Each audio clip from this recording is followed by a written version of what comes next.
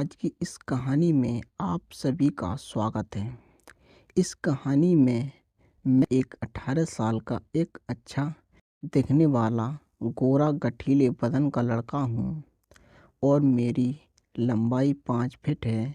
ये बात उन दिनों की है जब मैं अपने आगे की पढ़ाई करने के लिए अपने गांव से पास के शहर में आया था, क्योंकि हमारे यहाँ पर कॉलेज नहीं था।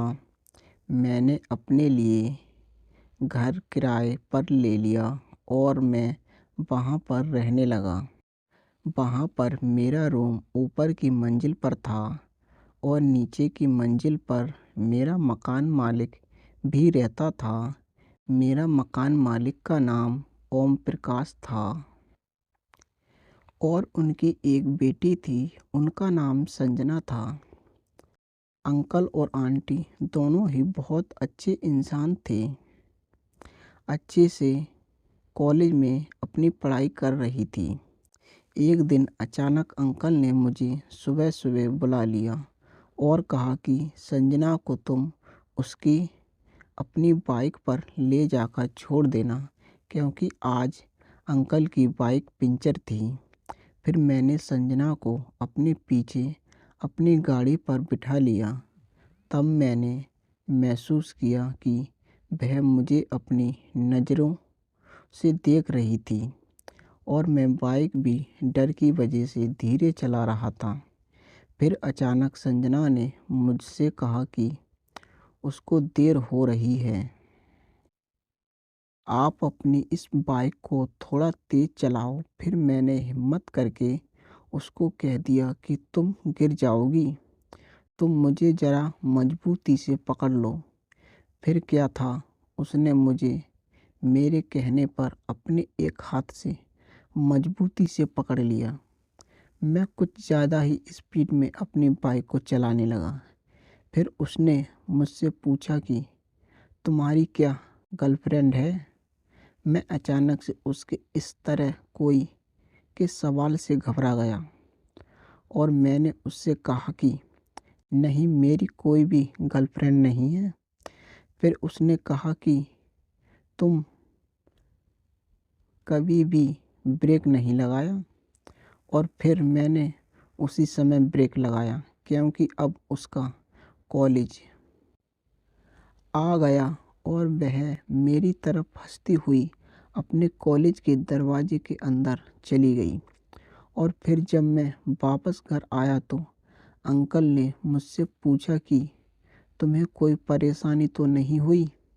मैंने उनसे हंसते हुए कहा कि जी नहीं। और फिर मैं उनको दोपहर के समय उसके कॉलेज से लेने भी गया, लेकिन अब भी मैं अपनी गाड़ी को बिना मतलब के कोई भी ब्रेक नहीं लगाया।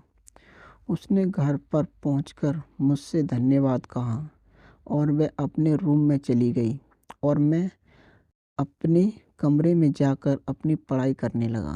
फिर अचानक उसी समय नीचे से मुझे अंकल ने आवाज़ दी और मैंने नीचे झांक कर देखा कि वह सब लोग बहुत टेंशन में थे और मैं डरने लगा।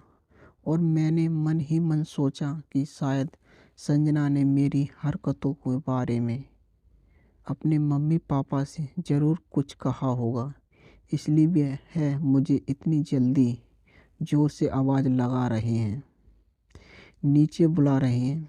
लेकिन मैंने डरते हुए नीचे चले जाने के बाद अंकल ने मुझे बताया कि गांव में उनके भाई की मौत हो गई है और इसलिए अंकल को बहुत जल्दीबाजी में अपने गांव जाना होगा। और फिर अंकल ने मुझसे कहा, संजना की मम्मी का ध्यान रखने के लिए बोला और कहा कि मैं उनके पास ही नीचे आकर सो जाया करूं।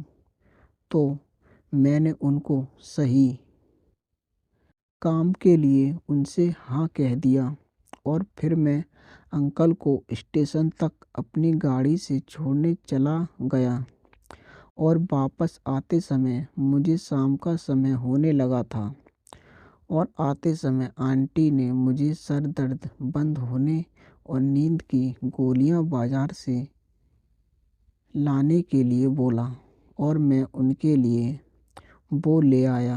अब मैंने महसूस किया कि आज वो बहुत टेंशन में थी, इसलिए आंटी मेरे घर पर पहुंचने के कुछ देर ही के बाद कुछ गोलियां खाकर गहरी नींद में सो गईं।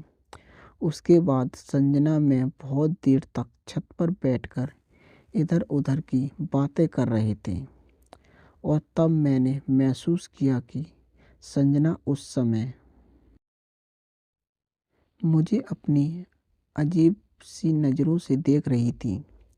मैंने मुस्कुराते हुए पूछ लिया, क्या कत्ल करने का इरादा है? तो वह हंसती हुई हाँ करके नीचे भाग गई और फिर मैं भी उसके पीछे पीछे नीचे चला गया और मैंने नीचे जाकर देखा कि वह उस समय अपने रूम में थी और उसके रूम में चला गया। अब वह मुझे देखकर अचानक से घबरा गई और वह मुझसे पूछने लगी कि तुम यहाँ पर कैसे?